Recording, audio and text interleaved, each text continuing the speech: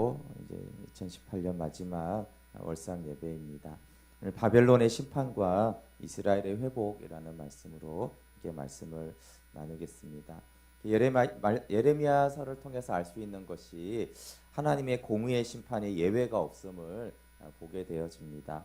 1장부터 45장까지는 유다와 예루살렘 성전이 있음에도 불구하고 교만하고 악을 행하고 우상을 숭배할 때 하나님이 하나님의 백성을 심판하십니다.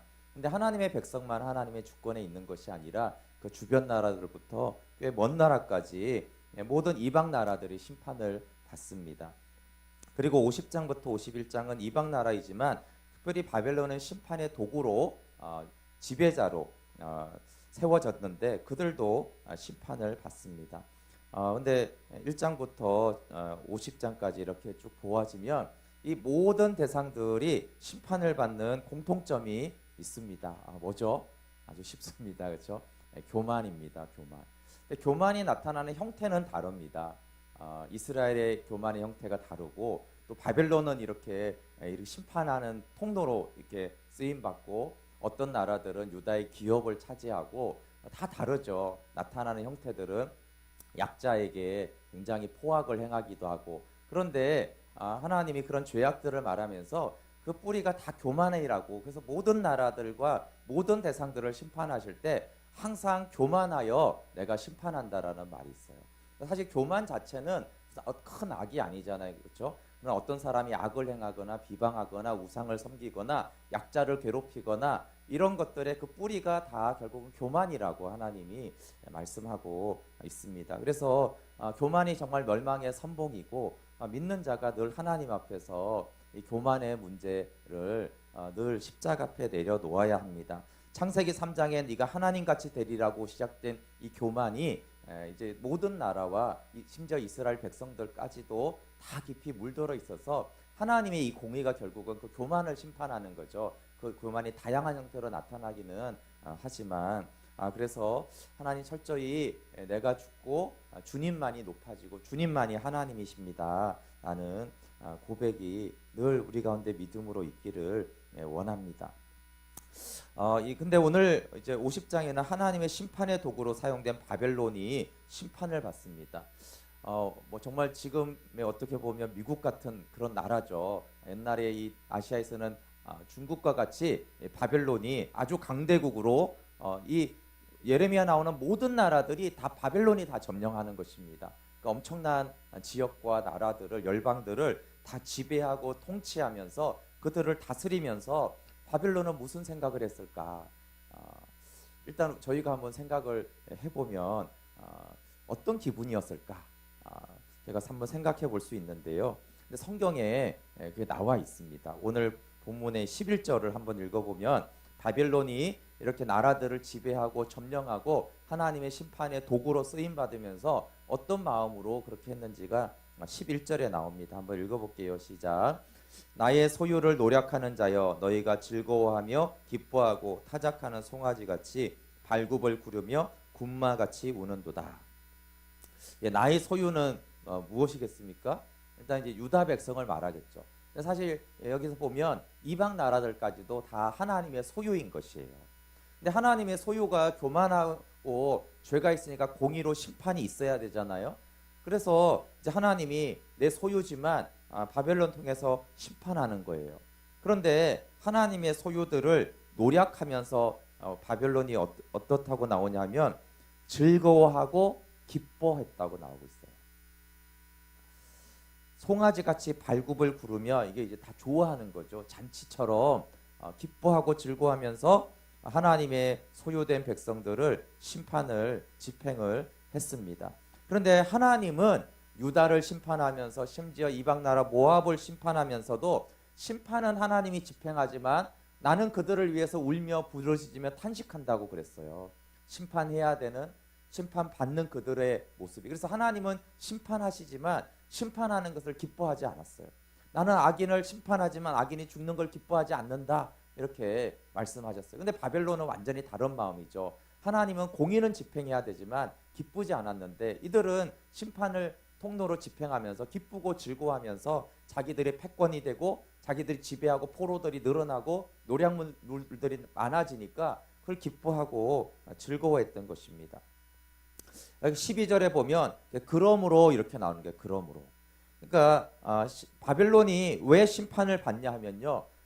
그 하나님의 소유들을 심판하라고는 했지만 그 심판을 집행하면서 기뻐하고 즐거워했기 때문에 바벨론은 심판을 받는 것입니다. 그래서 그러므로로 시작이 되는 거예요. 너희가 내 소유들을 심판하면서 즐거워하고 기뻐했기 때문에 그러므로 너희의 어머니가 그 큰 수치를 당하리라. 너희를 낳은 자가 치욕을 당하리라. 보라 그가 바벨론이 나라들 가운데서 마지막과 광야와 마르 땅과 거친 계곡이 될 것이다. 그래서 심판의 통로가 됐을 때 비록 심판을 통로가 될지라도 하나님의 마음으로 아파하면서 심판의 도구가 돼야 되는데 착각을 한 것이죠. 내가 힘이 있다. 내가 강대국이다. 이러면서 노력하고 기뻐했던 것이 바벨론이 심판받는 이유입니다. 물론 이제 20절이나 뒤에 보면 그것을 이제 바벨론의 교만이라고 말하고 바벨론도 교만해서 심판을 받는다라고 말합니다. 그래서 이 예레미야의 두 종류의 하나님의 종이 나옵니다. 첫 번째는 당연히 예레미야죠. 그는 심판을 선포하고 예레미야가 심판을 선포하는 사람만이 아니라 예레미야는 심판의 집행자입니다. 예레미야 1장 10절에 보면 보라 내가 오늘 너를 여러 나라와 여러 왕국 위에 세워 내가 그것들을 뽑고 파괴하며 파멸하고 넘어뜨리며 건설하고 심게 하였느니라. 예레미야가 나라들을 뽑고 파괴하는 자예요. 왜냐하면 그가 말씀을 선포했기 때문에 그것이 곧 집행자 역할을 한 것입니다. 그래서 꼭 예레미야가 말하고 바벨론이 집행했다 그렇게 볼 수가 없는 거예요. 예레미야를 통해서 뽑고 파괴했어요. 또 건설하고 세우게 하였습니다. 그래서 예레미야는 심판의 말씀을 선포하는 자면서 심판의 집행자였어요. 그런데 예레미야는 어떻게 심판을 집행했습니까? 그는 하나님의 마음과 똑같죠. 심판해야 되고 공의는 집행돼야 되고 심판을 집행하지만 예레미야는 눈물의 선지자였고 그는 아파하고 슬퍼하며 이 유다의 멸망을 아파했어요. 그러니까 하나님의 마음과 같은 마음으로 심판을 선포하고 심판을 집행했던 종이 예레미야입니다. 근데 바벨론이 이방 나라인데요. 놀랍게도 하나님의 종이라고 여러 차례 말씀하세요. 예레미야에서만 해도 25장 9절, 27장 6절, 43장 10절 이럴 때 보면 내 종 바벨론의 왕 느부갓네살. 그래서 이 바벨론을 하나님이 종으로 그 느부갓네살 하나님이 종으로 세워서 내 종이다. 그래서 내가 이 종을 통해서 이 심판을 집행한다 이렇게 썼어요. 그러니까 예레미야도 종이고 바벨론의 느부갓네살도 하나님이 내 종이다 이렇게 말씀하셨습니다. 그래서 이제 바벨론이 종되어서 심판을 집행하는 것이죠.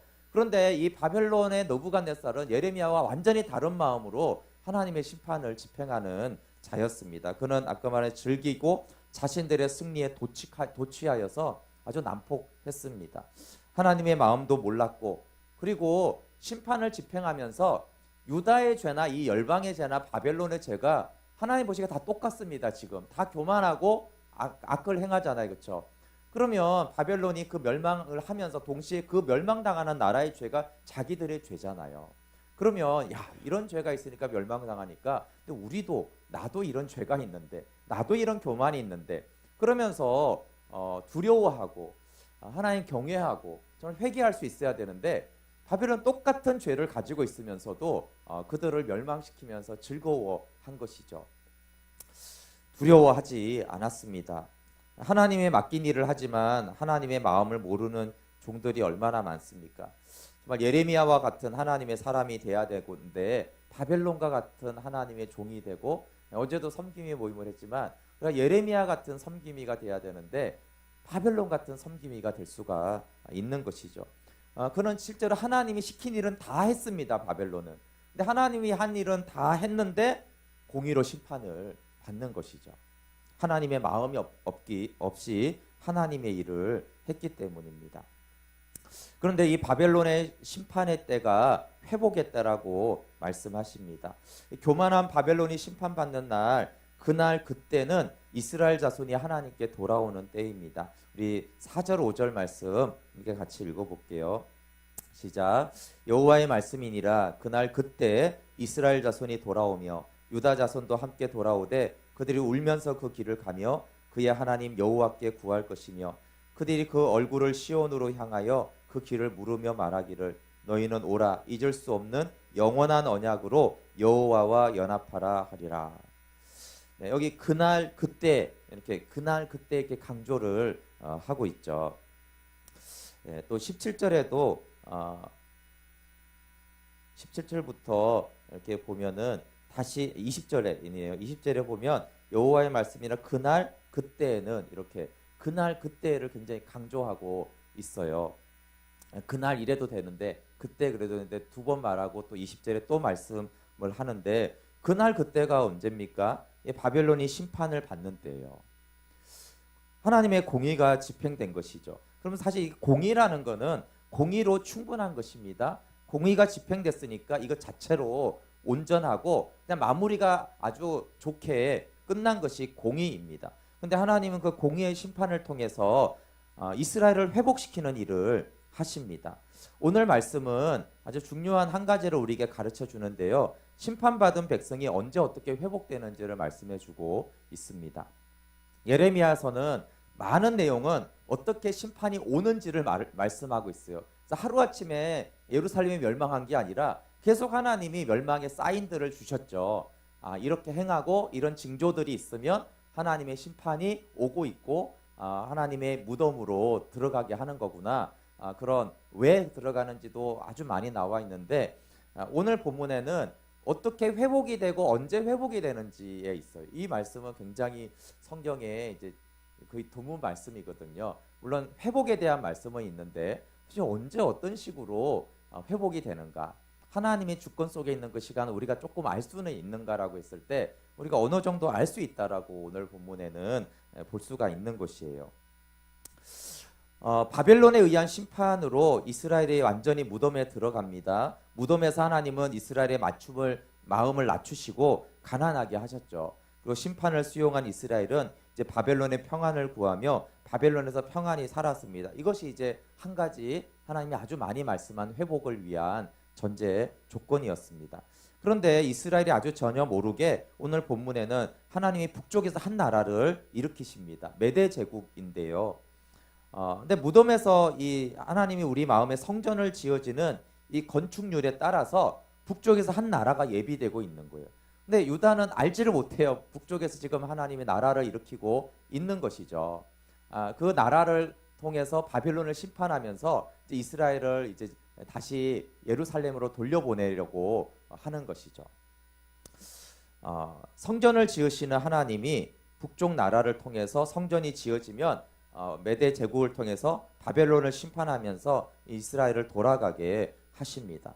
그래서 우리가 하나님의 회복의 때는 우리의 내면, 우리의 믿음의 마음으로는 하나님의 바벨론의 심판을 온전히 수용하고 무덤에 연합될 때인 것을 알 수 있고요.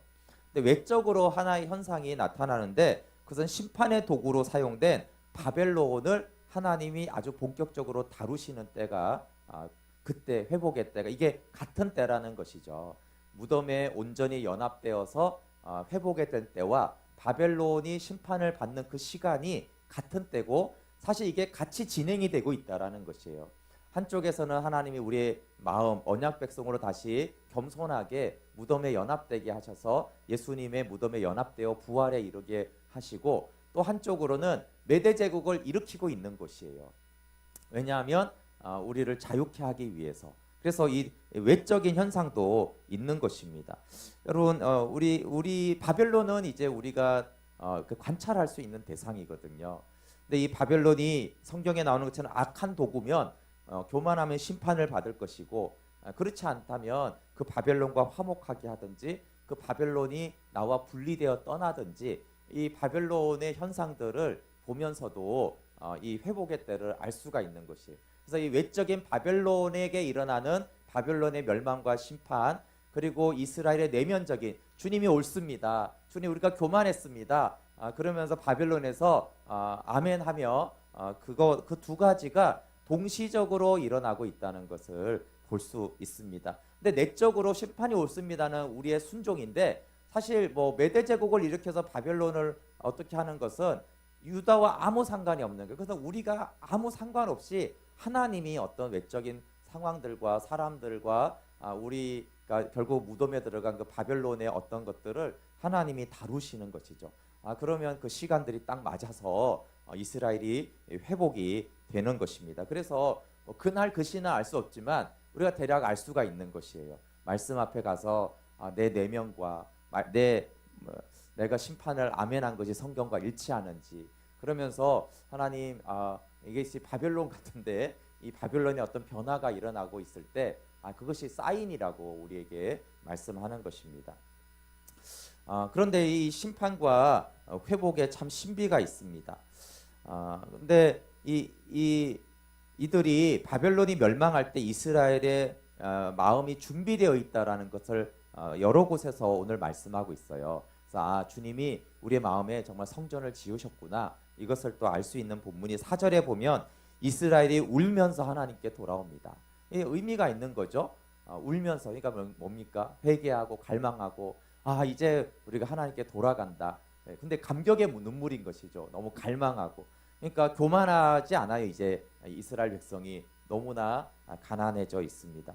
근데 문제 해결과 소원 성취를 위해 돌아오는 것이 아니라 하나님과 연합하기 위해서 돌아옵니다. 5절에 보면 너희는 오라, 잊을 수 없는 영원한 언약으로 여호와와 연합하라 하리라. 영원한 언약으로 여호와와 연합하라. 하나님이 가장 기뻐하는 거죠. 창세전부터 우리가 영원한 언약 속에서 연합하자 이렇게 했는데, 이제 이스라엘 백성들이 우리가 영원한 언약으로 하나님과 연합하자 이렇게 말하면서 돌아온 것이에요. 그러니까 바벨론이 심판받을 때쯤 이스라엘의 마음이 회복이 된 것이죠. 이제 정말 하나님과 연합하겠습니다.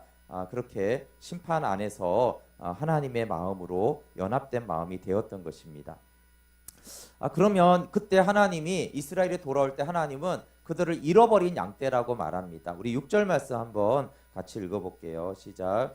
내 백성은 잃어버린 양떼로다. 그 목자들이 그들을 곁길로 가게 하여 산으로 돌이키게 하였으므로 그들이 산에서 언덕으로 돌아다니며 쉴 곳을 잊었도다. 하나님 늘 이렇게 긍휼을 말씀하실 때요, 정말 완악한 우리를 너무 좋게 말씀하세요. 분명히 예레미야를 통해 유다의 죄와 악으로 인해서 심판을 받았잖아요, 그렇죠? 근데 오늘 본문에는 그들이 악해서 그런 거야 심판받는 거야 그렇게 말하지 않고요, 잃어버린 양떼라고 말해요. 목자 잃어버린 양떼인데, 잃어버린 것도 왜 잃어버렸냐면 그들의 목자들이 곁길로 가게 해서 잊어버렸다 이런 거예요. 그러니까 잘못이 없는 것처럼 얘기를 하시죠. 제가 로마서 11장 32절도 설명을 했잖아요, 그렇죠? 하나님이 모든 백성을 순종하지 아니하는 가운데 가두어 두시면 모든 사람에게 긍휼을 베풀려 하심이라. 우리의 불순종인데 아니다, 내가 너를 불순종의 때가 되게 가두어 뒀다 이렇게 말하는 거예요. 우리의 악으로 심판받은 건데 너희 잘못 아니야. 너희들의 목자들이 저쪽으로 가라고 하니까 저쪽으로 간 것이지, 그렇게 이제 말을 하는 것이에요. 너희들이 악했다 이렇게 말하지 않고요, 우리가 울면서 하나님 영원한 언약으로 돌아옵니다라고 했을 때 네 잘못이 아니지, 너희 부모가 그랬지, 너희 목자들이 그랬지, 이 세상이 너를 그렇게 변질하고 타락하게 했던 것이지, 그래서 너희가 쉴 곳을 잊었지, 이렇게 잃어버린 양이다 라고 말해요. 잃어버린 양이 이제 길을 잃은 것이 양의 죄는 아니잖아요, 그렇죠? 물론 양의 고난은 있죠. 잃어버렸으니까 양은 심판 안에 너무나 고난받지만 길을 잃은 양이 잘못한 게 아닌 거예요. 그래서 돌아오는 자들에게 하나님이 정죄하고 판단하지 않으시고요, 잃어버린 양이라고 해서 받아들이세요. 그래서 20절에도 보면은 죄를 찾을 수 없다라고. 사실 죄가 분명히 있었는데 주님이 용서하고 나니까 죄를 찾을 수가 없을 것이다 이렇게 말씀하십니다. 그리고 참 이 예레미야서를 묵상하고 특별히 바벨론의 심판과 이스라엘의 회복을 보면서 참 심판과 회복의 신비를 보게 되어집니다. 그럼 바벨론의 집행되는 하나님의 공의는 심판받은 백성의 회복이 됩니다. 참 희한하죠? 이스라엘 백성은 심판을 받았어요. 근데 이쪽을 심판을 집행하는데 이쪽에서 심판받은 자가 회복이 되는 거죠. 햇불 언약의 성취도 가만히 보면은 그렇게 일어납니다. 우리가 이제 출애굽 햇불 언약이 자손을 주게 하는 가나안 땅을 주는 거잖아요, 그렇죠? 근데 아브라함에게 야 400년이 지나고 이제 4대가 지나고 이제 가나안 땅을 차지할 것이다라고 하는데 왜 그렇게 시간이 흘러야 되냐에 대해서 성경은 가나안에 아직 죄악이 가득 차지 않았다라고 말하는 거예요. 그러니까 그냥 이스라엘이 나와서 군사력으로 가나안을 점령하는 것이 아니고요. 가나안이 죄가 관영하긴 한데 아직은 가득 차지 않아서 아직은 심판의 때가 아니라는 거예요. 심판의 때가 차면 가나안이 이제 공의로 심판을 받아야 되잖아요. 가나안 족속이요. 그래서 그 가나안 족속을 하나님이 심판하셔야 되는데 이제 죄악이 가득 차서 심판의 도구로 이스라엘 백성들을 쓰시는 거예요. 그래서 이제 출애굽을 그때 시키는 것입니다. 그러니까 출애굽의 때가 가나안의 백성들이 죄악이 가득 차서 공의로 심판해야 될 때와 출애굽의 때가 이게 시간이 같은 거예요. 사실은 한쪽에서는 막 죄를 짓고 있고 한쪽에서는 이제 노예되어서 이제 압제를 애굽에서 당하고 있는데 이게 사실 별개의 사건 같은데요. 하나님이 이제 같은 때가 이렇게 무르익게 하는 것이거든요. 그래서 이제 야 죄악이 가득해서 하나님이 심판해야 되는데 하나님 직접 심판하지 않고 이제 이스라엘 백성들을 통해서 심판할 텐데 그러니까 이제 이스라엘 백성들을 이제 애굽에서 건져내시는 것이죠. 그래서 헷불 언약도 이 구조가 그렇게 되는 것입니다. 가나안이 심판을 받는 거예요. 사실 어떻게 보면 이스라엘과 상관없이도 그렇습니다. 이스라엘 구원과 상관없이도 원래 하나님 이제 가나안이 심판을 받아야 공의가 집행돼야 되는 때인데 이게 가나안이 공의가 집행돼서 심판받는 때가 어떤 때입니까? 이스라엘이 아브라함과 했던 헷불 언약이 성취되는 때인 거예요. 그리고 이스라엘은 이제 하나님께 기업을 얻고 안식을 얻는 때가 되는 것입니다. 이게 전혀 상관없는 것 같은데 하나님이 이렇게 이것들을 하나가 되게 하는 것입니다. 심판과 구원의 신비를 하나님의 지혜로 집행하시는 것이죠. 그래서 누군가의 심판은 누군가의 회복이 되게 하시고 또 누군가의 회복은 누군가의 심판이 되게 하시도록 하나님이 일하는 걸 볼 수 있어요. 항상 그렇게 하진 않는데요. 이런 것들이 성경에 계속 굉장히 많이 나오고 있는 것을 볼 수가 있습니다. 그리고 또 성경에서 분명한 것은 하나님은 심판받는 자도 사랑하시고 회복되는 자도 사랑하세요. 유다가 심판받을 때도 모압이 심판은 받지만 그들도 하나님은 사랑하세요. 그리고 당연히 회복되는 이스라엘도 하나님이 사랑하시죠. 그리고 심판받는 자도 공의로 심판을 받고 회복되는 자는 어떻게 회복됩니까? 공의가 충족되고 회복이 됩니다. 그래서 우리가 생각하는 대로 심판받는 자는 미워하고 회복되는 자는 사랑하고 그렇지가 않다는 거예요. 또 심판받는 자는 공의가 되고 회복되는 자는 공의 없이 그냥 이렇게 회복되는 게 아니라 공의가 다 집행되는 것이고 또 다 사랑하고 계신 것을 우리가 예레미야를 통해서 알 수가 있습니다. 이것을 통해서 우리는 하나님의 주권과 공의와 사랑을 보게 됩니다. 그리고 측량할 수 없는 하나님의 지혜와 신비를 보게 됩니다. 바둑으로 말하면 수가 너무 많고 깊은 거죠. 프로가 되는 사람은 백수 이상 이렇게 읽는다고도 이렇게 하는데요. 바둑이 이렇게 하나씩 두는 거잖아요, 그렇죠? 그러면 보통 사람은 한 5수, 6수, 조금 보면 한 10수 이렇게 예측을 하는 거죠. 이걸 보면서 이렇게 진행이 되겠다라고 하는데 이렇게 실력이 좋으면 100수를 이제 내다보는 것이죠. 그게 어떻게 진행될지가 다 보이는 것인데 하나님의 지혜가 참 큽니다. 그래서 우리는 말씀을 통해서 하나님을 알고 하나님의 뜻을 분별해야 되지만 하나님을 다 이해할 수 없는 거죠. 너무 수가 높아서 우리는 그 수가 안 보이는 것이에요. 근데 하나님은 그 수를 다 보시면서 가나안 따로, 애굽 따로, 이스라엘 백성 따로 이게 다 따로 같은데요. 애굽에 대한 심판, 이스라엘 백성들의 출애굽, 가나안의 심판 이게 다 연결되어 있는 것을 볼 수가 있는 거예요. 그리고 이스라엘만이 아니라 그 주변 나라와 바벨론과 또 그 북쪽의 패권 국가로 서로 메대 제국과 또 바벨론에 의해서 아수르가 심판을 받았는데 이런 모든 나라들이 이렇게 하나하나씩 하나님이 공의를 집행하면서도 이것들이 다 연결이 되어져서 하나님의 주권적인 뜻이 이루어지고 있다라는 것을 볼 수가 있습니다. 그래서 사도 바울은 복음을 전하고 열방에 대한 나라와 또 이스라엘의 회복을 말하면서 로마서 11장 이제 마지막 부분에 이렇게 고백합니다. 깊도다 하나님의 지혜와 지식의 풍성함이여 그의 판단은 헤아리지 못할 것이며 그의 길은 찾지 못할 것이로다. 누가 주의 마음을 알았느냐? 누가 그의 모사가 되었느냐? 누가 주께 먼저 드려서 갚으심을 받겠느냐? 이런 만물이 주에게서 나오고 주로 말미암고 주에게로 돌아감이라. 그에게 영광이 세세에 있을지어다. 아멘. 사도 바울이 정말 많은 계시들을 알았잖아요. 복음의 비밀, 하나님의 주권적인 섭리, 결국은 이 마지막에 열방과 이스라엘을 어떻게 회복할지까지도 알았어요. 그러니까 정말 많은 것들을 하나님의 비밀을 알았지만, 근데 사도 바울이 하나님의 뜻과 주권과 일하심을 알면 알수록 어떻게 돼요? 더 많이 알았는데 도저히 모르겠는 거예요.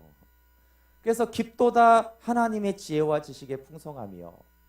그래서 예레미야를 통해서 어떻게 심판받는지, 왜 심판받는지, 또 회복은 언제 되는지, 어떤 자가 회복이 되는지에 대해서 너무나 많은 것을 알 수 있는데, 근데 전체적인 말씀을 보면 너무나 이게 신비롭다. 하나님의 지혜와 지식을 측량할 수가 없구나. 하나님의 주권적인 은혜로 우리의 삶을 다스려 가시고 우리를 공의로 심판하시고, 그러나 우리를 은혜로 회복하시는 이 놀라운 지혜. 근데 이 지혜와 지식이 풍성한 분이 불안한 분이면 우리가 불안한데, 그분이 여전히 사랑하시고 심지어 심판하시면서도 사랑하시고 그분의 주권적인 은혜로 회복하시는 그 하나님의 지혜와 지식을 사도 바울이 찬양하듯이, 하나님, 우리가 때로는 말씀으로 이것저것을 많이 알아서 감사합니다.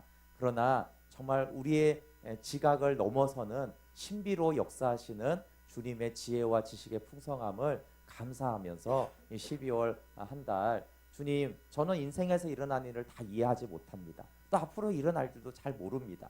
물론 하나님 안에서 내가 많은 것을 알게 됐지만 하나님의 그 놀라운 섭리에 비하면 제 인생에 대한 과거도 현재도 미래도 저는 잘 모르지만, 하나님이 이 모든 것을 합력하여 선을 이루시는 주권자 하나님이시고 그분이 은혜의 하나님이시고 여전히 공의를 집행하시되 사랑의 하나님이심을 인하여서 감사하고 모든 것을 맡길 수 있으면 좋겠습니다. 구체적으로 우리의 삶에 일어나는 문제들 이제 하나님께 맡길 수 있는 거죠.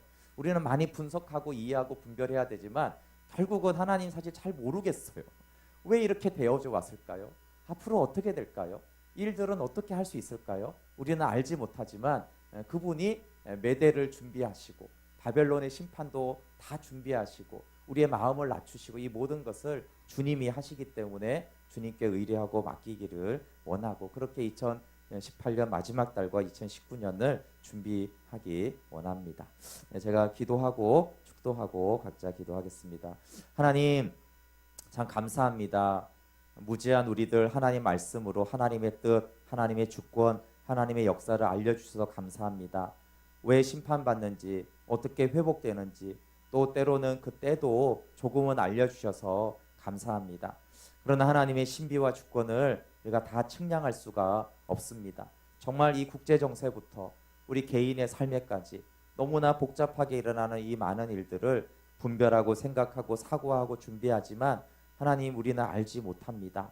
그러나 주님이 다 아시고 주님이 우리의 목자 되시고 주님이 우리를 잃어버린 양인데 잃어버린 우리의 양을 찾았다고 말씀하셔서 감사합니다. 우리의 목자 되신 우리 주님이 모든 것을 아시고 모든 나라와 주권과 한 사람 한 사람을 주관하시니 감사합니다. 우리를 공의로 심판하시되 또 은혜로 회복하신 주님의 그 사랑을 찬양합니다. 하나, 우리 주님을 사랑하는 마음부터 우리 일상의 문제, 직업의 문제, 재정의 문제, 건강의 문제, 관계의 문제, 미래의 문제 다 주님의 주권 아래 있으니 주님께 맡기고 드리며 오직 우리는 주의 말씀을 따라 목자 되신 그분의 음성을 따라 믿음으로 감사함으로 나아갑니다. 이 12월 한 달 동안 주님이 주권적으로 통치하여 주시고 그렇게 주님을 따라가는 이 한 날이 한 달이 되게 하여 주시고, 또 하나님 속히 그날 그때가 오게 하여 주사, 하나님, 우리가 울면서 영원한 언약 안에 하나님과